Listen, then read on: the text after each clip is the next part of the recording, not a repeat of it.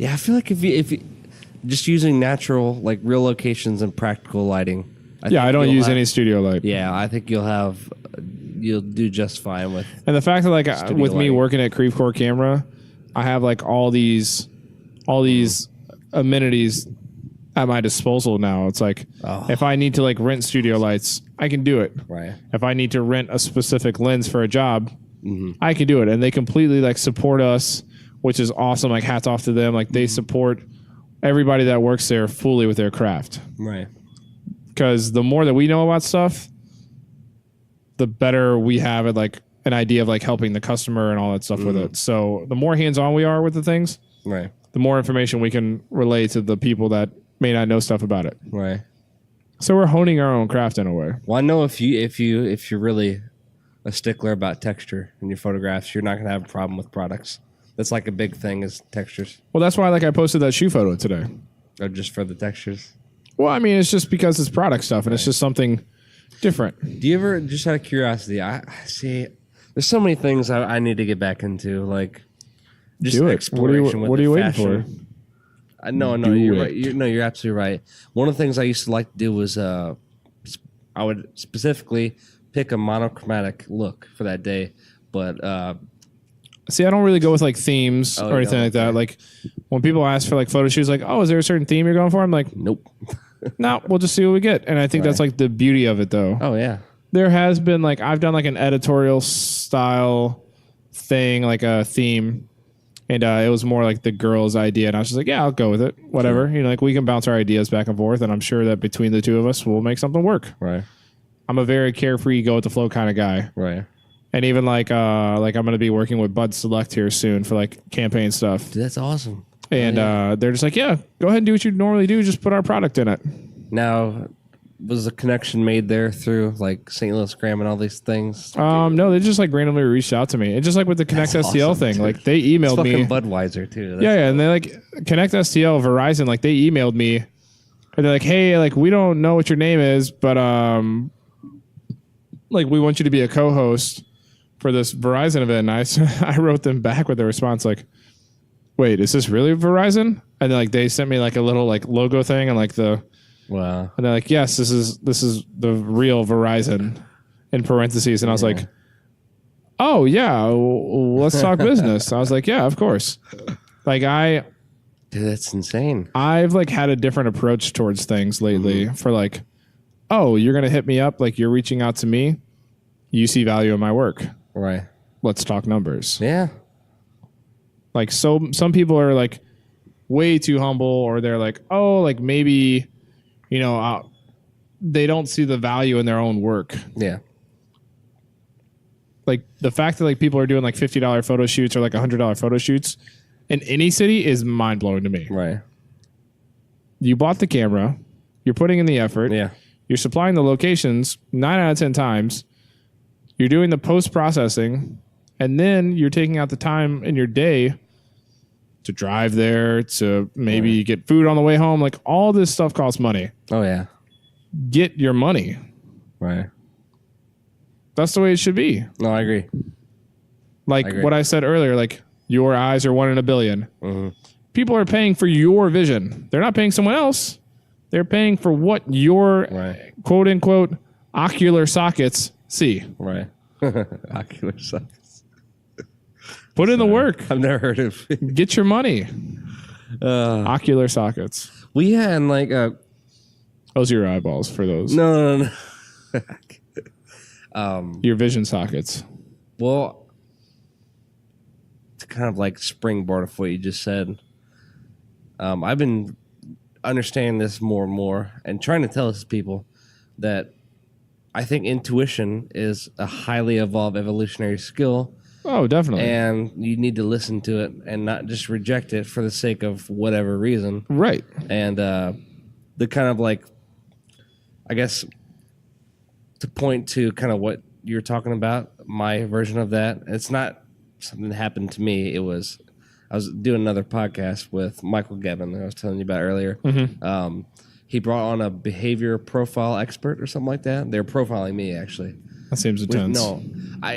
It was actually really cool, but I was thinking it was going to be like some Scientology thing. But he was talking about how just through the years of like consulting businesses and doing Right. this, he said like something just told him, say this number. Sent the number, and he thought they're going to say no. They said, yeah. Yeah. So we're glad to do that. And that's the thing. That like stems back to what I said. It's like, what's the worst they can say? No. Right. And then you say, okay, let's negotiate. Or they say, well, maybe not that price, and they do way more than you were actually thinking that you should Always be worth, shoot right? high. Yeah. Always shoot high. Right. You can always talk down. You can't always talk up. Right. That's just business 101. Right. And that's like shit that I've learned like the hard way. Mm-hmm. Like whenever you tell somebody a price and they say, oh, that's it, typically not a good sign. Right. At least on your end. Right. When like... Well, and the whole thing of like perception too. If you throw a price out there, fake it till you make it. Because if you see value in your work, and obviously other people see that, then they're probably expecting us, right. you know, oh, you're taking professional photos. So the professional number ranges between, you know, this number and that number. Right. Oh, you shot low. So do you not see value in your work? Mm-hmm. It's like people will analyze that. Right. Shoot that shit high. Go to the moon. You know why? Because they can talk you down to the clouds, you know? And the clouds are still pretty high. I almost want to quote Kanye here. Well, right. Yeah, if you shoot for the stars, you land on the clouds. Reach for the stars, so if you fall, you land on the cloud. Oh, okay. Sorry, I won't. I got Kanye, I know, but it's like it's one of those real things. So like where you can really put it into a task. Mm-hmm. It's you know what I need to, because there isn't really like a sign with like a physical product. It's like, okay, we got to do this and get this from here, and then this is how we make the price. I've often struggled with like, how do you know how to like what factors? Obviously, people like, ask me all the time, like, oh, what do you put prints as? What do you do? You know, how do you price your prints? How do you market yourself? I mean, I could go into the secrets, but I'm not going to do that. But there's like, I mean, there's a certain science behind it, and it works for me. Mm-hmm. I mean, it was all trial and error. It was the moments of, oh, so I would sell a print for like $100 and be like, oh, that's it? And I'd be like, shit. Right. Could have sold it for more. Yeah, I was just thinking like total cost of your equipment, driving, all that stuff. And then like you divide that I would by say something. right now with like even laptop, like I'll put it in perspective like this. You have your laptop, you have your external hard drive, you have your Lightroom subscription. Yeah. You have the gas in your car, you have your camera, your lenses, your memory card, your batteries, your accessories with your stuff, even a camera strap, your cleaning cloths, and then you have the risk of, in my case, getting caught on location, which means tickets, and then you have your camera bag. You have all these things that cost you money, so you should get paid for your service. Yeah.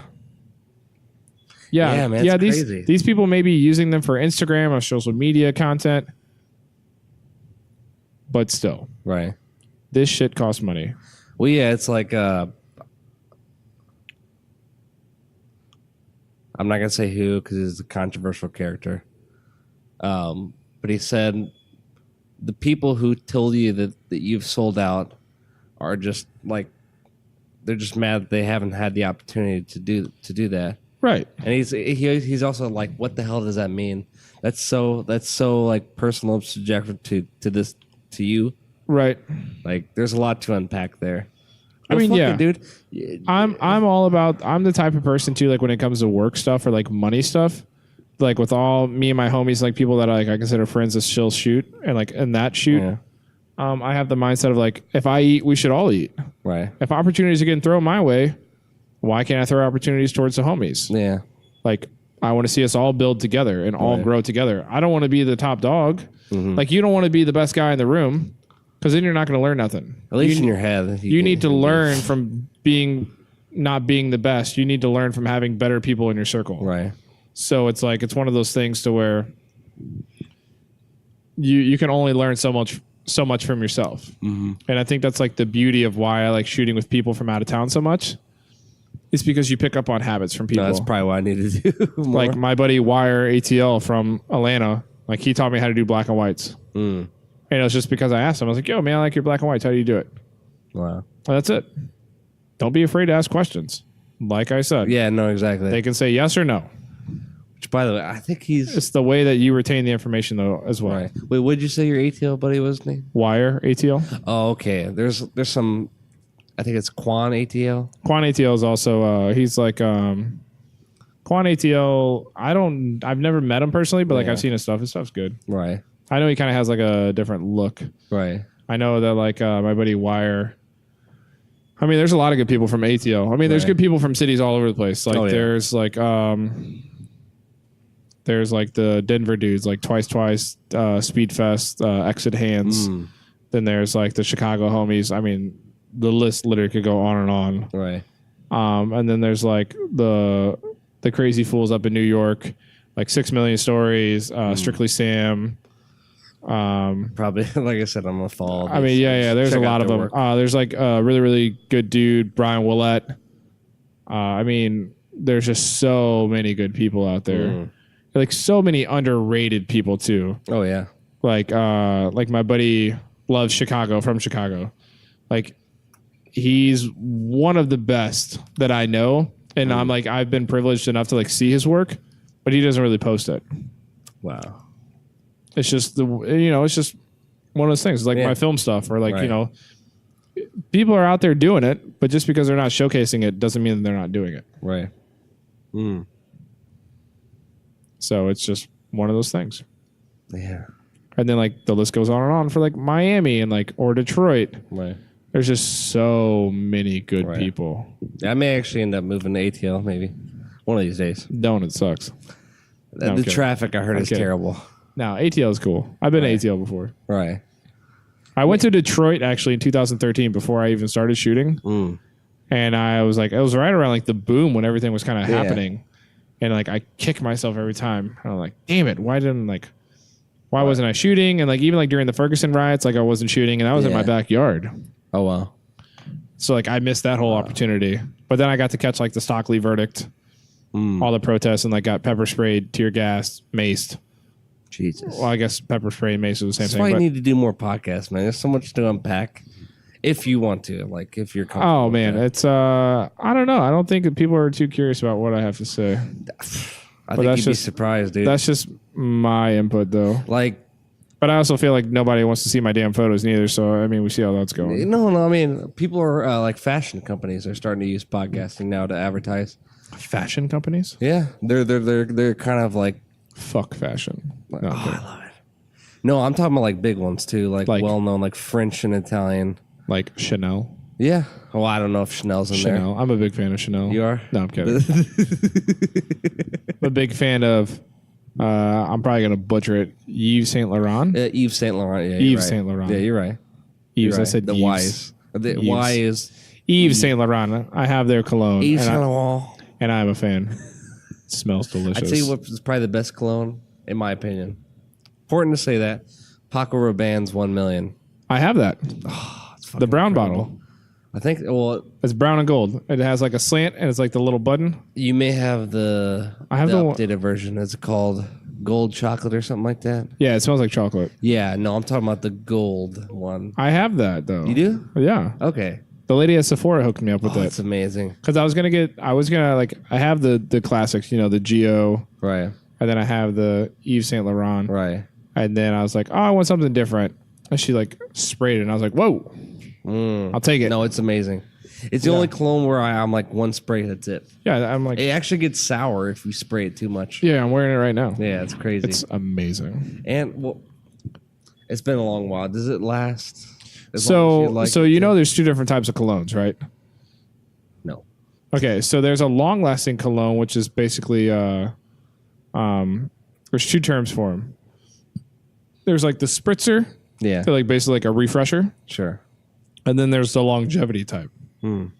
So typically people mess up. They're like, oh man, I don't smell my cologne like 2 hours later. It's because they probably bought the wrong style of cologne. Right. There is cologne that is meant to last all day. Wow. Little fun fact for you.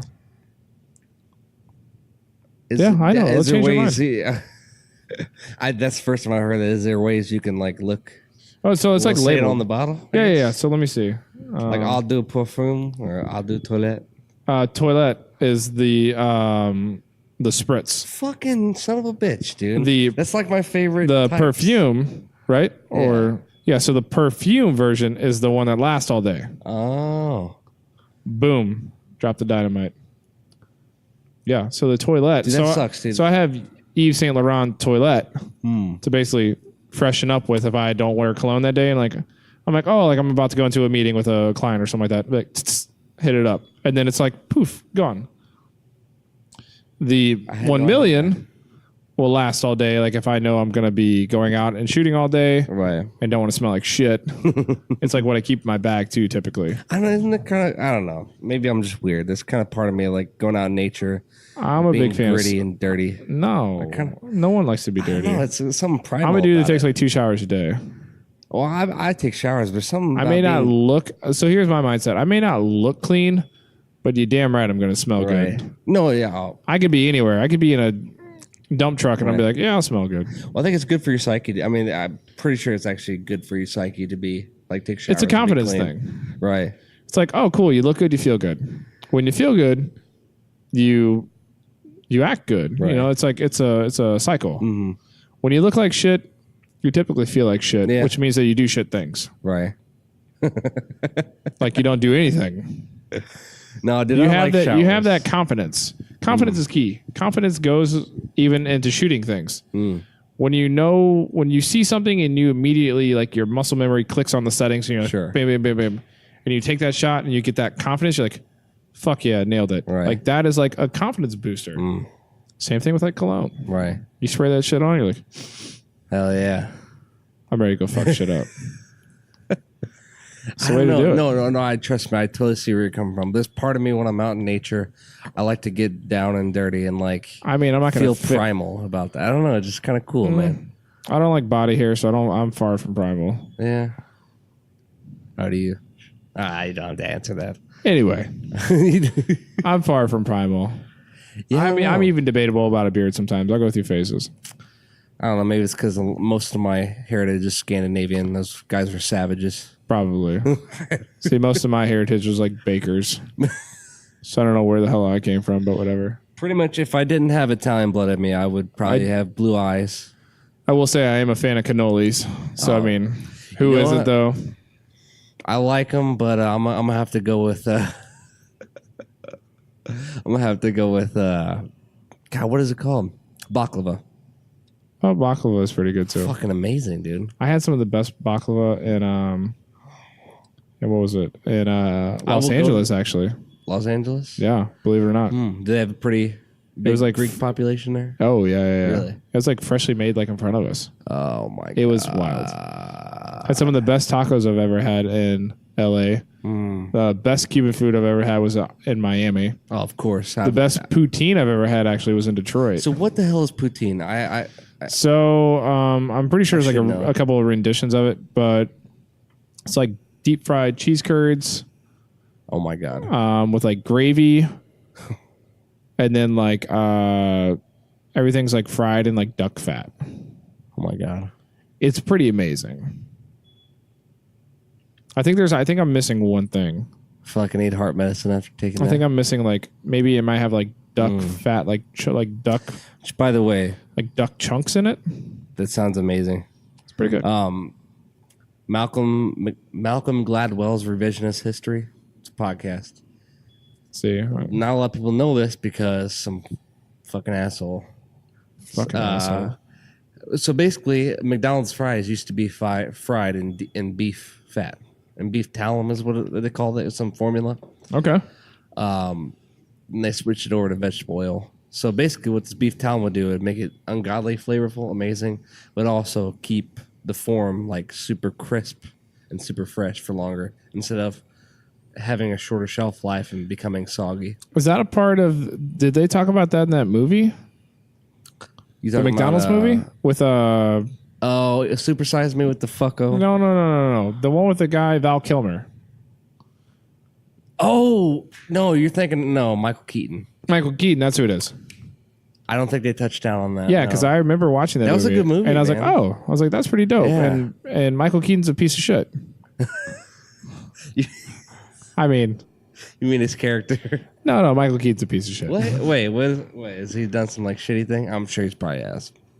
He Probably has. I mean, he wasn't bad in Batman. I'll give him that. He wasn't bad in. Best Batman go. Oh God, we're not even going to start this. Oh man, I will say this: that Christopher Nolan's trilogy, no one can touch I it. say if you don't say Christian Bale, then you're pretty much dead to me. You know what? You can't redo that now. They finally hit it on the head. They're like, yeah, you don't need to make a remake. I like him, but I like that Nolan focused more like on the gritty. Well, first of all, there's several reasons. Not really several. I like that he used real locations, practical effects, and minimal green screen. Right. But He kept it real. the dark tone of the movie is because he knew that people like Batman to save the world, Right. but the heart of the story is the villain, and that's what Right. made his films that much better. Yeah, they're dope. You know, Every time that Batman pops up on Netflix, like when it's rentable, I'm like, or watchable, I'm like, yeah, I'll watch Batman for like 2 months straight. oh man, And it's funny too to like go to Chicago and like see like the locations and be like, oh shit, like I've been on these roofs. well, if you go to Pittsburgh, you gotta hit up some Dark Knight Rises locations. Is that where they filmed it? Yeah, I didn't know the scene where Bane blows up the stadium, that's Heinz Field.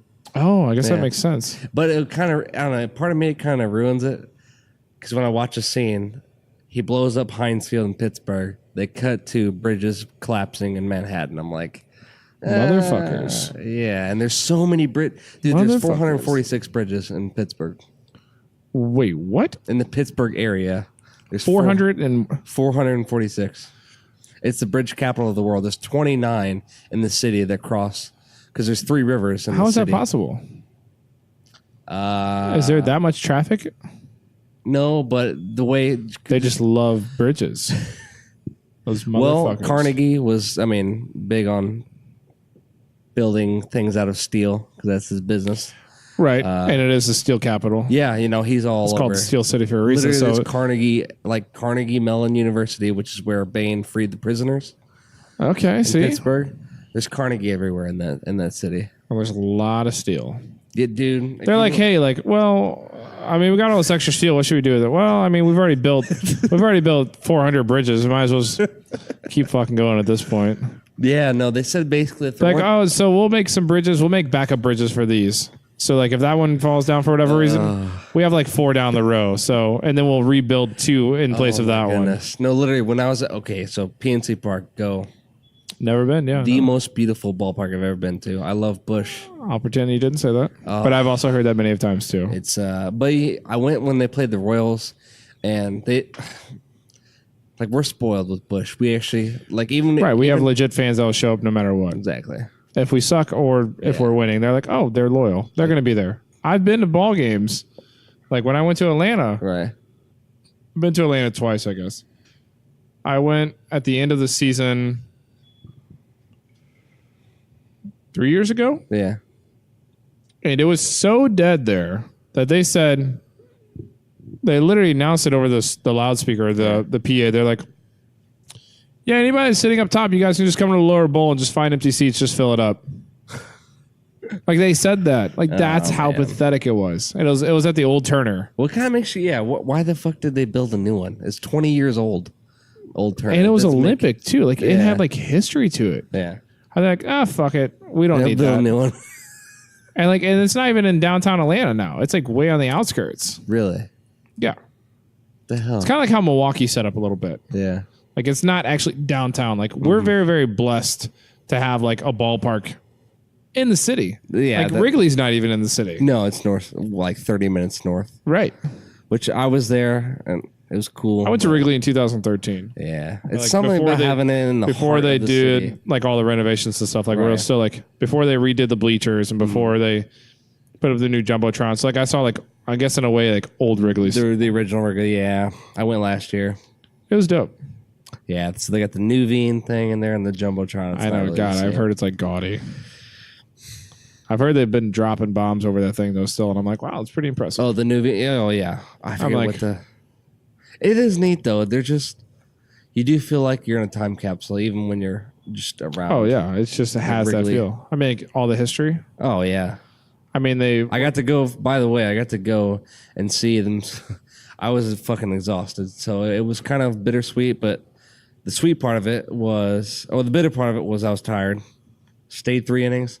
Sweet part of it, I got to see the Reds, mind you, score 9 runs in the first inning off John Lester. It was amazing. That's pretty rewarding. Yeah, I went to when I was in Colorado this year.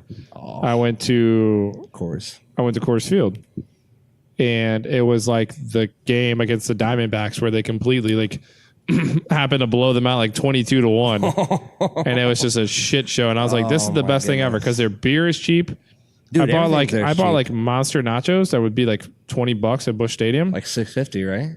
They were $4.50. $4.50. And then they gave me a $2 off coupon. So they were $2.50. It was literally baseball heaven. Oh man, hey, Our seats were cheap. They were good. Yeah. The atmosphere was dope. The mountains in the background. Wait, awesome were you place. on the I was on the first purple base line side. or whatever it's called?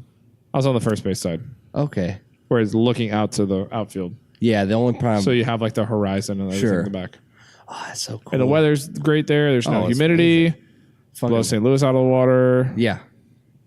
No, like So it is what it is. I'm sentimental about the area, but Colorado is where it's at. Right. You got to go to Estes Park, though. Please. Next time you go to Colorado, please go to Estes Park. I was going to go to, what is it? I fucked up and got my days backwards. And like I thought I was leaving on Friday and left on Thursday. Oh, man. Pikes Peak. Yeah. I I wanted to go to Pikes Peak and go in the sunrise. So like you can see be above the clouds and see it all like rolling in. Ooh. But I fucked up, like I said. You know, here's the thing about mountains. Well, I mean, have you ever So I climbed climbed Mount Kilimanjaro? I did. What was it? The Flatirons in Boulder? Oh, in Boulder, yeah. So I've climbed the Flatirons before in Boulder. Whew. And I did that. So I literally get off the plane. My buddy lives in Boulder, Yeah. Dante or Speedfest on the IG. He gets me off the plane. 20 minutes later, I get back to his place. He's like, "Hey, man, you ever climbed a mountain?" I was like, No. He's like, "All right, cool, man, let's go." And like he's walking distance from the Flatirons. Wow. So like I'm in Vans and some gym shorts and a t-shirt. I was like, cool, man. Like, he's like, "Oh, that's it right there." I was like, "Oh, that don't look so bad." Right. He's like, "It's pretty safe. We don't need a harness or nothing like that. Like we can just hike up." And I was like, "Okay, cool." See, from afar, they look like they're pretty steep, but they're pretty. Well, here's the thing. Okay. I'll let you finish. So we start climbing up. I'm like, "Oh man, it's kind of like steep." We get about halfway up. There's fucking people rappelling down the side of it with helmets on and shit. And I'm like, yo, like hold up. Oh man. Why do they have ropes and harnesses and shit? And we're just free climbing it. He's like, "Oh, don't worry about it, man." I was like, I immediately got uncomfortable. Oh man. I was like, I don't think we should be doing this. Probably about another half an hour into the hike, my forearms are burning from like holding on and like just gripping for dear life. Yeah. From gripping on to dear life more than I ever have ever in my life. And we get to like this one spot like where it's inverted almost. Oh my god. And he swings around. He's like 6'2", like super lanky tall. And he's climbed the fucking mountain before. Like he was born and raised in Boulder. Like this is nothing new for him. Oh yeah, they're actually the healthiest city in the United States. Right, like Olympic trainers, like Olympians, like go there to train and stuff. Yeah, I think they have the like they do all the blood doping and stuff. They're like the dope shit. which So should be allowed. I'm sorry. So literally, I almost died in Boulder, like legit. If he wouldn't have grabbed my arm the way he did, I would have slipped and fell off the Flatiron. Jesus Christ. Yeah, it's death. It was creepy, like to feel that feeling, like the ultimate like adrenaline rush. Oh yeah. Like pumping. Yeah, And I was adrenaline like, dump. Yeah. oh yeah, like I felt that, and I was like, whoa. I was like, I don't ever want to do this again. It was wild, man. But like, Boulder was dope. You know, Boulder's beautiful. It's funny too, because like speaking of like serial killers, or like I guess killers, like as we were talking about earlier, like I didn't know I didn't put two and two together that the whole John Benet Ramsey thing happened in Boulder. Who John Benet Ramsey? is that from? How to Make a Murder? No. John Benet Ramsey was the little girl, the little pageant girl that was killed like way back. See, I should know more about this. John Benet Ramsey. How do you not know John Benet Ramsey? It was like national news. Stay tuned. We'll be right back.